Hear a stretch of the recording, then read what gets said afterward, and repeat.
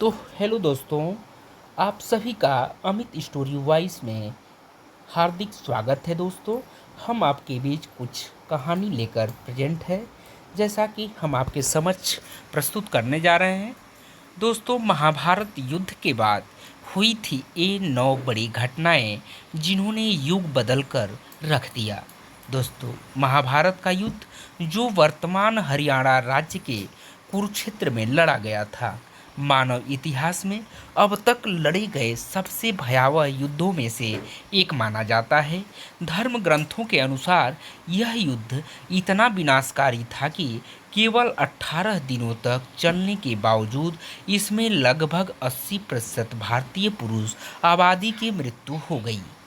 महाभारत ग्रंथ के एक चौथाई से अधिक हिस्से में मात्र इस युद्ध का वर्णन किया गया है। दोस्तों, जैसा कि महाभारत का परिणाम क्या रहा, तो दोस्तों, महाभारत युद्ध के परिणाम स्वरूप पांडव संख्या में कम होने के बावजूद जीत गए और कौरव संख्या में पांडवों से कहीं अधिक होने के बाद भी हार गए।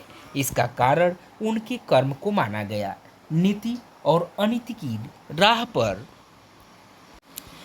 चलने को माना गया, विधि के विधान के पक्ष और विपक्ष में खड़े होने को माना गया।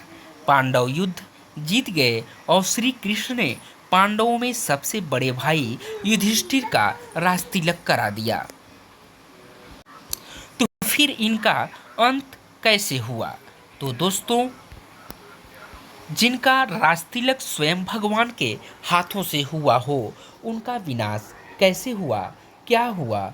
जब हस्तिनापुर की राजगद्दी पांडवों के हाथों में आ गई, पांडवों ने हस्तिनापुर पर कब तक शासन किया, वे आखिर कैसे मर गए या वास्तव में उनकी हत्या कर दी गई? और सबसे महत्वपूर्ण बात, भगवान श्री कृष्ण के साथ क्या हुआ था? ऐसे कई सवाल मन में उठते हैं। यहाँ उन सवालों के उत्तर यानी संभावित देने का प्रयास किया गया है, जैसा कि राज तिलक और सांप का संबंध क्या रहा। तो दोस्तों, हम कुरुक्षेत्र के युद्ध के बारे में बताएंगे। जैसा कि कुरुक्षेत्र का युद्ध जीतने के बाद पांडवों को हस्तिनापुर का शासन मिला था, युधिष्ठिर को हस्तिनापुर का महाराज बनाया गया, लेकिन दूसरी तरफ गांधारी एक दुखी त्रस्त महिला के रूप में विलाप कर रही थी, अपने 100 पुत्रों की मृत्यु का शोक मना रही थी। जब युधिष्ठिर को सिंहासन सौंप दिया गया और श्री कृष्ण का हस्तिनापुर से विदाई लेने का समय आया, तब वह गांधारी के पास गए और गांधारी ने श्री कृष्ण को उनके वंश का अंत हो जाने का शाप दिया। तो पांडवों का राजकाज कैसा रहा? तो दोस्तों, जानकारी के अनुसार महाभारत के हस्तिनापुर पर पांडवों ने 36 वर्षों तक शासन किया। इस बीच गांधारी का शाप अपना असर दिखाने लगा और श्री कृष्ण की नगरी द्वारका में एक अशुभ घटना घटी। वहाँ एक उत्सव के दौरान सभी यदुवंशी आपस में ही लड़ने लगे और एक दूसरे की हत्या करने लगे। यह घटना सोमनाथ के समीप प्रभास क्षेत्र में घटी। तो श्री कृष्ण पृथ्वी लोक से चले गए। तो ऐसा क्यों हुआ? तो हम बताएंगे दोस्तों कि उधर प्रयास हो रहा था कि प्रभास क्षेत्र में यदुवंशियों के एक दूसरे को मार डालने के बाद पहले बलराम जी अपने लोक को वापस चले गए। इसके बाद श्री कृष्ण वहीं प्रभास क्षेत्र में एकांतवास में रहने लगे। एक दिन वह ध्यानावस्था में एक वृक्ष के नीचे बैठे थे। तभी जरा नाम के एक शिकारी ने गलती से उनके पैर में तीर मार दिया और श्री कृष्ण ने वह मानव देह त्याग दी। भगवान श्री कृष्ण के बैकुंठ लौट जाने के बाद देव ऋषि वेदव्यास ने अर्जुन को बताया कि श्री कृष्ण और उनके भाइयों का जीवन समाप्त हो गया है। तो दोस्तों, फिर हुई कलयुग की शुरुआत। तो कलयुग की शुरुआत कैसे हुई? तो जानकारी के अनुसार श्री कृष्ण जिस दिन बैकुंठ को लौटे, उसी रात को 12 बजे से कलयुग का प्रारंभ हो गया। वेद व्यास जी से श्री कृष्ण के प्रयाण की सूचना मिलने पर युधिष्ठिर अपने प्रपौत्र परीक्षित का राज तिलक करते हैं। फिर अपने सभी भाइयों और द्रौपदी के साथ हिमालय की ओर चले जाते हैं।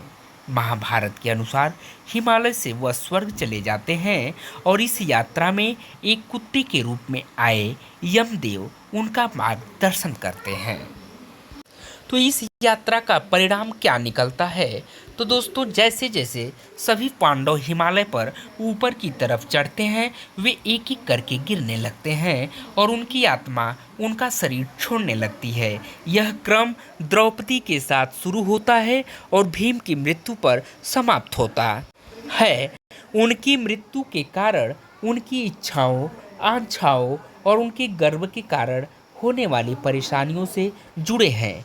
केवल युधिष्ठिर ही थे जिन्होंने किसी भी चीज़ पर गर्व नहीं किया। इस कारण केवल वही जीवित रूप में हिमालय के ऊपर स्वर्ग के प्रवेश द्वार पर पहुंच पाते हैं। तो स्वर्ग और घटनाएं क्या है? तो स्वर्ग के प्रवेश द्वार पर भगवान यम कुत्ते के रूप को त्याग कर अपने असली रूप में आते हैं और युधिष्ठिर को स्वर्ग में प्रवेश करने देने से पहले उन्हें नरक में ले जाते हैं। नरक में युधिष्ठिर अपने भाइयों और द्रौपदी को अपने पाप स्वीकार करते हुए देखते हैं तो उन्हें उनके पापों से मुक्ति दिलाते हैं। इसके बाद भगवान इंद्र युधिष्ठिर को स्वर्ग ले जाते हैं और उनसे वादा करते हैं कि उनके भाई और द्रौपदी भी जल्द स्वर्ग में स्थान ले लेंगे। द्वापर के बाद क्या हुआ? तो दोस्तों, महाभारत के सबसे महत्वपूर्ण पात्र भगवान श्री कृष्ण और पांडवों ने इस तरह नश्वर संसार को छोड़ दिया। इसके बाद कलयुग शुरू हुआ जो अभी तक चल रहा है। जानकारी के अनुसार अब तक कलयुग के 5000 साल पूरे हो चुके हैं। कलयुग की अवधि क्या है, इस पर अलग अलग मत देखने को मिलते हैं।